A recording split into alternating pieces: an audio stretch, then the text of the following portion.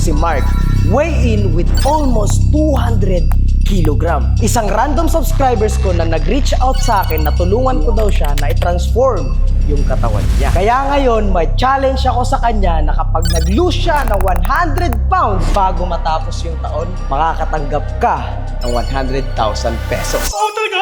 Oh, legit! Sige! Pero ang tanong, G ka ba? Gio! Legit ba? Oo! Magawa natin ang paraan yan.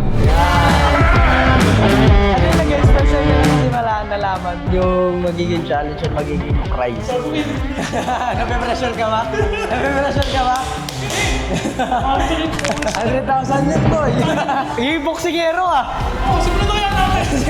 Eto kasi si Mark, last week nag-email siya sa akin na tutulungan ko daw siya na baguhin yung buhay niya through fitness. Kasi ilang beses na daw siyang paulit-ulit na day one sa fitness journey niya. At nagbabaka sakaling matulungan ko siya. Kaya nabasa ko yung email niya at eto ang sinabi niya. Pwede niyong i-post para mabasa niyo na maayos. At sabi ko, let's try na tulungan tong si Mark. Kasi yan naman ang mission ko na makatulong sa mga taong kagaya ni Mark na nahihirapan sa fitness journey nila. Sabi niya dito, Kuis, would you be willing to help me? Can I be your project? I am ready to learn, listen, and put in the work. Kaya sinundo ko na agad siya sa kanilang bahay, pinagpaalam sa parents niya na mag-i-stay muna siya ng 7 days para makapag-build siya ng good habit and discipline sa sarili niya kasi hindi magiging madali yung journey niya. At sabi ng nanay niya, kaya tumaba siya ng ganyan kasi tamad na tamad daw talaga. Yung tipong prinsipe sa bahay. Senyorito. Senyorito. Actually, hindi na masipag siya sa pag-aaral. Kaya sabi ko kay nanay na ang matutulong niya lang sa anak niya is wag mo paglutuan ng masarap na pagkain kasi siya na ang magluluto ng sarili niyang pagkain throughout his journey. Pero other than that, may mas malalim na dahilan bakit mas tumaba siya ng sobra. So, my name is Mark Gerald Macsian. I am 23 years old. I am a graduating student of Bachelor Arts in Communication. And right now, I am currently morbidly obese. Alam niyo ba guys, naglalakad lang ako sa bahay. Alam mo yung pakiramdam may mga bata, ang taba nito, ang laki nito, layo ka dyan. Mga ganong instances na wala naman akong ginagawa pero lagi ako napapansin. Although, alam ko kasi malaki ako pero I am more than just a big guy. Dumaan yung pandemic, sabi wala kasing gagawin sa bahay So, nagpapayat ako. Guys, to mind you pumayat pa ako nito. The biggest weight that I have is 220 kilograms. Way back 2024. Yun yung talagang sagad na ako. Talagang nilakad na ganun mo. I get into call center. So, nung nag-call center ako, doon na. Siyempre, puyat, stress, bisyo, yosi, alak, lahat ng bagay na feeling mo makakasama sa katawan mo, ginawa ko. So, ako nag-reach ng lowest point ng buhay ko and yung stress. Till now, ang naging coping mechanism ko is pagkain. Tapos, hirap maglakad. Tapos sa mentally talaga yung katamaran. Hindi, may bukas pa naman Yun yung parang na parang hihintayin ko yung Lunes. Sa Lunes na lang, dumating yung Lunes, tinamad ako. Lunes ulit. So, ganun siya. Naging cycle siya na parang pag pinagpatuloy ko ito, mamatay ako. Kasi sobrang laki ko. Guys, really admit, sumugal lang ako. And by the grace of God and Kuya Sargon, nag-reply sa akin para tulungan kita. Kala ko nga, di na matutuloy ito Kasi guys, sa totoo lang, kahapon lang, nasa bahay lang ako. Nanonood sa computer. Pero ngayon lang, I am changing myself. Ganun kabilis mag-flip yung buhay. Kapag nandun na yung opportunity, knock it down, baby. Bago kami nagsimula sa challenge na to, nagpa-check up muna kami sa doktor para malaman namin kung ano ang mga bawal na pagkain sa kanya. Dahil sabi niya sa akin, meron siyang pre-diabetic history at GERD. Nagpa-check din kami sa radiologist at cardiovascular kung may heart problem ba siya.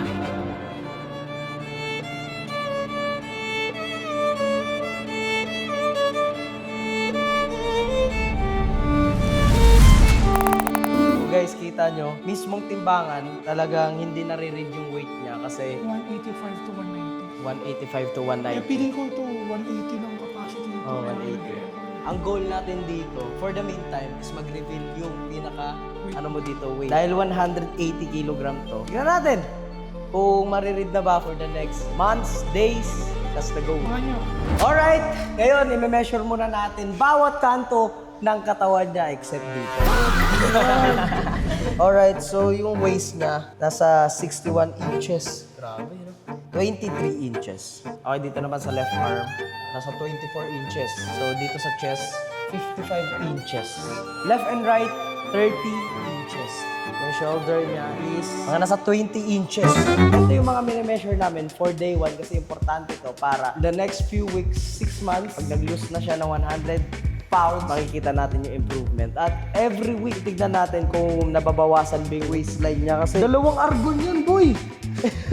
Sa tingin mo, kakayanin mo ba yung magiging challenge? Ayokong magsabi ng tapos, pero gagawin ko lahat yung best ko para sa challenge na to, boy. Kasi 100K, di mo mapulot yun. Tama. So, ngayon, mag-a-assist tayo sa kanya. Hindi kita bibiglain sa magiging workout. Testing muna natin siya kung kaya niya ba yung mga push-ups. Dandahan pare.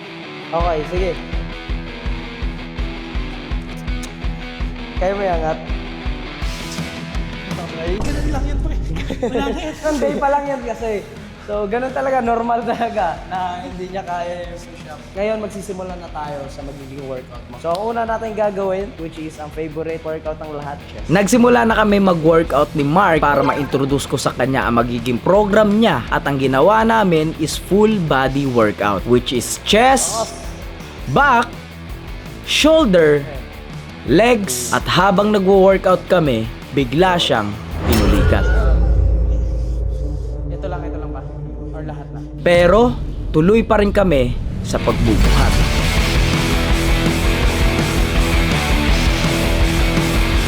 Muscle is working on, baby! First time ko may coach. Guided lahat. First time. Thank you, coach. Nasa tamang landas ka, pare. Yes. ArgonOnlineCoaching.com.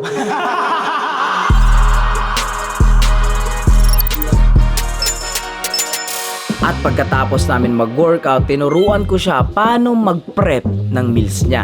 Pinaluto natin siya. Kailangan siya ang gumalaw dito sa BG House habang nandito siya. At pagkatapos niya kumain, naglakad-lakad muna siya kasi kailangan niyang ma-improve yung stamina niya dahil as much as possible, kailangan niyang mag-achieve ng 7,500 steps to 10K steps every day. Ang ganda ng langit, ah. Hindi, ang ganda ng langit, ah. Pero habang naglalakad siya, may mga tropa akong inaalok siya ng ice cream kasi tinetesting namin kung kakagat ba siya sa temptation. Pero good thing na hindi siya kumain kaya tuloy-tuloy pa rin siya sa paglalakad at nakakuha siya ng 12 minutes and 50 seconds lang ang kinaya niya sa day 1 kaya tignan natin kung mag-i-improve ba yung paglalakad niya for the next couple of days. Guys, tapos na siya. So, hingal na hingal ka talaga. Tingnan mo, pawis na siya. Pero at least, nakapag 12 minutes and 50 seconds ka. So, 10 seconds. above 10 minutes, goods na rin. Alright, sarap. Bukas ulit ha. At dito bigla na lang ako nagulat na gusto niyang sumabay ng ice bath dahil meron akong ginagawang challenge sa sarili ko na for the next 30 days magte-take ako ng ice bath every day. Kaya abangan nyo rin yan sa YouTube channel ko. Mag-subscribe ka na. Sinubukan niya mag-ice bath for the first time.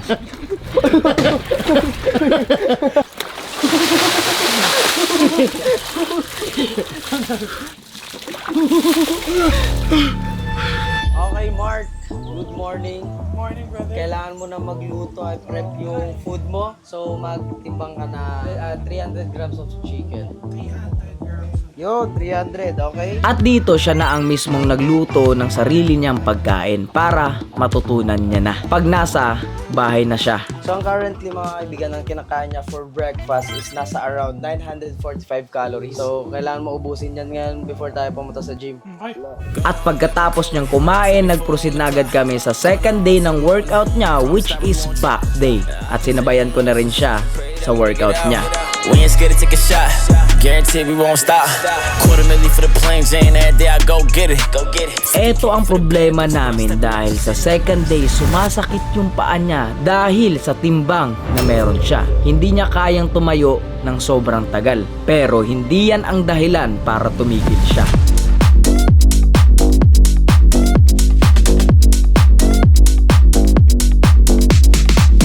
At ganun pa rin, after ng workout, magluluto pa rin siya.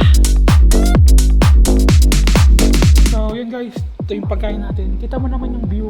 Okay? Ang ganda, di ba? Nakakaganda din ako. So, kain muna ako ha. Bye! So ngayon mga kaibigan, after magkumain, lakad ulit. Lakad ulit. Okay, So go! kahapon yung 12 minutes. 12 minutes and 50 seconds. Dinagdagan mo pala sa ilang segundo ah. Sige, 12 minutes na lang, 12 minutes. So, bala kong lagpasan yun guys. So, Kasi ito, nakapag naman siya, nakapag-basketball pa. Oo. So try mo i-achieve at least 20 minutes to 30 minutes. sige, tatry ko. Let's go! Dito sinubukan niyang higitan yung oras na paglalakad niya sa day 1. At dahil merong nagko-content sa loob ng BG House ng about sa pagkain, temptation na naman ulit sa kanya to. Kaya masusubukan ulit siya dito sa pagsubok na to. Pero tuloy pa rin siya sa paglalakad. Nakapon pa yan ha, may sumusunod sa akin, naglalakad lang ako. Inunaamoy ko talaga. Layo mo sa akin yan. Ang bango. Yan yung temptation na kailangan mong huwag mong kagatan ha. May balat na nakaumbok ko. Ito pa naman yung kinain natin. Di ba? 30 minutes ka tayo naglalakad. Pagod ka na. Hapon na. Naramdam ko yung hilo. 31 minutes and 58 seconds. So, kahapon, naka 12 minutes ako. Ngayon, naka 31.58. So, bukas, tatry ko nagpasan to kapag hindi masakit buong katawan ko. Boy, salamat ha. Hindi, totoo talaga. Kasi nag-reply ka, mama ko, nagkaroon siya ng blood clot sa ulo. Ang pinakamasakit nun, boy, nasa hospital na kami, hindi sinabing may blood clot siya. Tapos, yun, ginawa ko ng paraan yun kasi kailangan ng MRI eh. So, ano siya, huminto yung blood clot niya. Ewan ko kung self-healing ginawa ng nanay ko. Pero yung pusa siyang nag-stop. Hindi ako magtagumpay sa content creator. Yung 100k, nakatabi na siya for my enrollment sa law school. Yan. Maganda yan yung mga sinasabi mo dahil mangyayari yan pag sinimulan mo muna alagaan yung sarili mo. Mga nabivision mo sa sarili mo. Pero hindi mangyayari yan lahat pag di mo sinimulan sa sarili mo. Yan lang yung tatandaan. 10 minutes ice bath ha. Biro yan ha. Let's go. Basta. Sarap sa totoo. Pagkatapos kumain ni Mark, punta na kami sa gym at paparanas natin kay Mark na mag-gym sa ibang gym na kung mahihiya ba siya or ano yung magiging experience niya. So, yan nga guys, day 3 ko and gagawin ko yung pinakayong workout which is leg days. Pagkarating namin sa gym, in-explain ko sa kanya yung magiging leg workout namin. At dito, nagsimula muna kami sa bodyweight squats at dahan-dahan nag-add ng weight.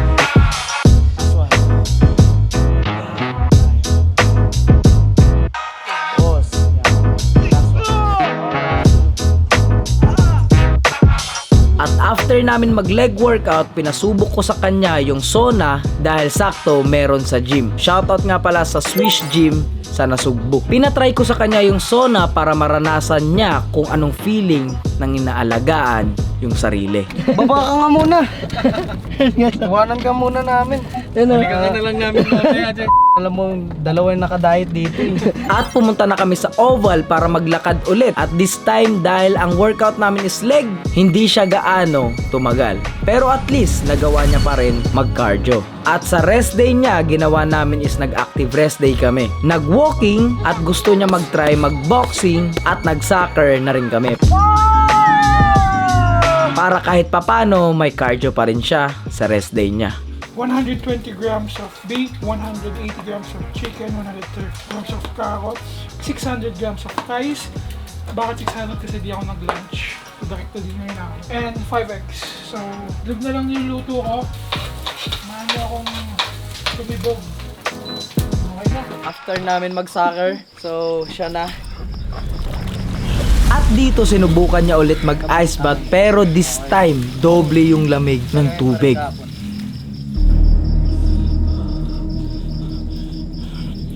Yan, sakit na legit. 30 lang, 30 lang. 30 lang. Hindi, kaya mo yan. Okay na, G. Legit. Oh, kalma. Kalma. Inhalex eh. Malamig na. Lagi, alam mo ilang seconds ka? Ilan? 35. Nice. Ano? Hindi ko kinaya 1 minute sa totoo lang. Lamig talaga iba yung lamig.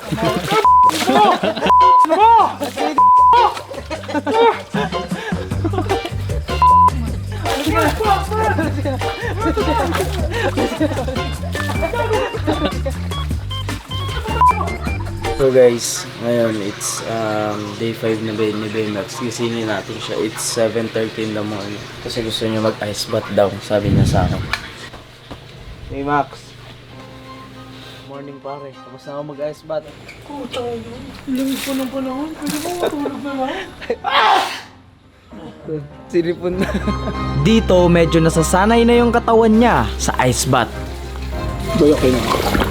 Boy, Kamusta? Gising na? hindi ko alam. Hindi ko siya inita ngayon. Siguro dahil nasanay ako. Nasanay ka kanina. Kamusta ang iyong ice bath? Pare, mas ngayon, although hindi ako mas nakatagal, pero mas feeling ko mas nakakonsentrate na ako. Ngayon guys, mag-gym kami and then ang workout namin is upper body. And then, ready ka na? G! Dito, sinabayan ko na siya mag-workout at nakikita kung paunti-unti na nag-i-improve yung mga binubuhat niya. At sinubukan niya na rin mag-planking. Kaya mo? Titignan natin. And Susukatin natin kung anong kaya ko. Ice bath o plank. 3, 2, 1, go! At ang tinagal niya sa planking ay... 1 second. Alright, so tapos na yung day 5 ng workout na this week. Kamusta? Nakapag-introduce ka ng mga bagong movement? Oo, gago. Naiyak ako sa sakit at totoo lang. Ang inay, kala ko magkakaunsin tiyan ko. Pinalagay mo yan, di ba? Ngayon, that's the consequence ng mga kapabayaan mo in the past years. It takes guts to feel the pain and enjoy the pain. Hindi ka masaktan, hindi ka mag-iingat. Mark, may tanong ako sa'yo. Ano yan? Sa 5 days mo na malinis na yung kinakain mo, ano yung mga pumapasok na cravings na nasa utak mo? Lahat. Donut, matcha, fried chicken, sinigang, sobrang laga, kwek-kwek, fishball, hotdog, isaw, sa lahat ng barbecue. Dapat nag-uubal tayo ngayong oras eh. Huwag na, sarap na to. Tingnan mo yun Welcome to Pangapangad. Paglabas natin, butterfly tayo. Nag-uubal, nandyan lang yung ubal eh. Kaya mo yung opal, andito yung spa, andito tayo. Talaga eh, tapos nag-steps kami, walking. Ito, pakit Paano ka natin. mag-walking yan? Pagtapos. Tingnan mo, oval, massage. Oval talaga. Oval talaga. Oval tayo. At sa rest day niya, nagpamasahe muna kami para mas relax. Pamasahe na sa Baymax.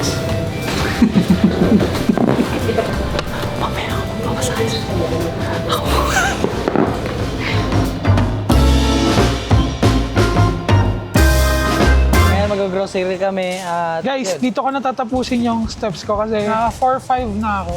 So last kahapon, yun ang pinaka-highest ko, 5-3. So try ko i-beat ng gawin kong 5-5 kung ano, if of 6K, kasama ko lang tong mag-grocery. At dito, nag-grocery lang muna kami para alam niya yung mga bibilhin in the future pag mag-isa na lang siya. Guys, ngayon, rest day pa rin namin ni Mark. And then, pipickle ball kami with PG pero huli na to. Hindi na ako. Papatry lang din natin sa kanya yung pickleball. Nakapaglaro naman na ako. Pero yung mga the past, pag nagpipickleball ka, hingal ka talaga. Hingal talaga. So ngayon susubukan natin kung may improvement. Hey Max, meron ako dito ng Dunkin' Donut. Teka, 1 pound, 1,000. Oh. Eh, dumagdag. May 1,000 ka rin sa akin. Every week may dumadagdag sa'yo na pound. dalawa lang magpipilian mo! Dadagdagan o magbabawas? Ayoko. Wish you all the best sa challenge na to. Pero sana kayanin mo kasi para sa'yo yun in the future. So ngayon guys, pickleball muna kami. Dito naglaro muna kami, banding na rin. At medyo nag-i-improve na yung stamina niya kasi nakakapaglaro na siya ng matagal nang hindi sumasakit yung paa niya. Kagaya nung day 1. So, unang-una sa lahat, Coach, gusto kong magpasalamat sa'yo. Kasi nga, sa experience na ganito. Ayun, anong pinakasasabihin mo sa sarili mo? Always remember why you started. Kung bakit mo sinimulan yung ganito. Kung bakit napunta ka sa ganito. Kung bakit mo siya ginagawa. Always look ahead kung ano yung mangyayari kapag patuloy-tuloy mo yung ganito o yung ginagawa mo dati. Choose your path na lang. Kung ikaw ngayon nanonood sa computer mo, pinapanood mo to, isa lang sasabihin ko sa'yo, ituloy mo lang kasi may patutunguhan niya. Alright, this is the last day na mag-workout si Mark dito sa BG Gym at ang workout namin ngayon is back. Kaya mo bang sumagad ngayon?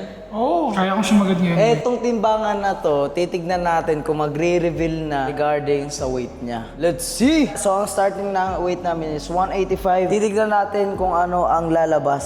Step on the scale, let's go! Tignan natin kung ano yung improvement. Boy! Pag nag-steady yan, huwag kang gumalaw. Yo! Tignan mo!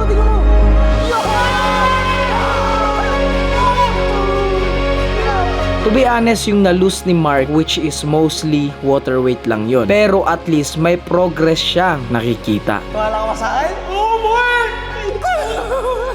Grabe yun, impressive yun ah. Wala ka na, hapit sa'yo, kaya ko eh. So ang goal weight namin is 140 to 135. So sagad na natin ng 135. Let's go. Oh, boy. Oh, tara, buhat na! Ano? Let's go, buhat! Lalo na motivate. Papatugtugin ko lang yung team song mo ah. Bato-batogan! Sa nakikita ko kay Mark, gustong-gusto niya na talaga baguhin yung sarili niya. Dahil paulit-ulit na lang siyang day one, pero sana this time hindi na siya tumigil. At panghinaan ng loob dahil hindi rin talaga magiging madali yung magiging journey niya. Pero as a coach, I will do my best para mag-guide siya ng tama at makuha niya yung best version ng sarili niya. Alright guys, tapos na si Mark mag-workout dito and last day niya ngayon sa BG House. And pupunta-punta naman siya every week, every 2 weeks. So para mag-update kami sa weight niya. Kamusta? I'm so blessed right now sa nangyayari. Especially na nag-reveal yung weight. Kasi kita mo talaga ng first day, di ba? Ilang beses nag-error. Ilang beses namin yun. Talaga nag-error siya. And ngayon, nag-reveal na siya. So, although alam kong water weight siya, pero it's still an Progress, oo, Kahit improvement. maliit siya towards, at least lumalapit ako. Hindi ako papalayo. So, 7 kilos in 7 days. Not bad. So yan mga kaibigan, abangan nyo ang journey ni Mark. So comment down below kung sa tingin nyo kakayanin nyo ba mag-lose ng 100 pounds. So yan guys, maraming salamat sa panonood at Mark, good luck sa magiging journey mo. Salamat. At tandaan mo, teamwork to. Yung resulta, nasa sayo pa rin. Ako as your coach, mag-guide lang sa'yo. So, let's go. Good luck. Let's go, brother. Thank you. Let's go. Subscribe na kayo para umabot na tayo ng 2 million subscribers at makagawa pa tayo ng more content like this at madami pa tayong matulungan kagaya ni Mark. Peace out. Subscribe.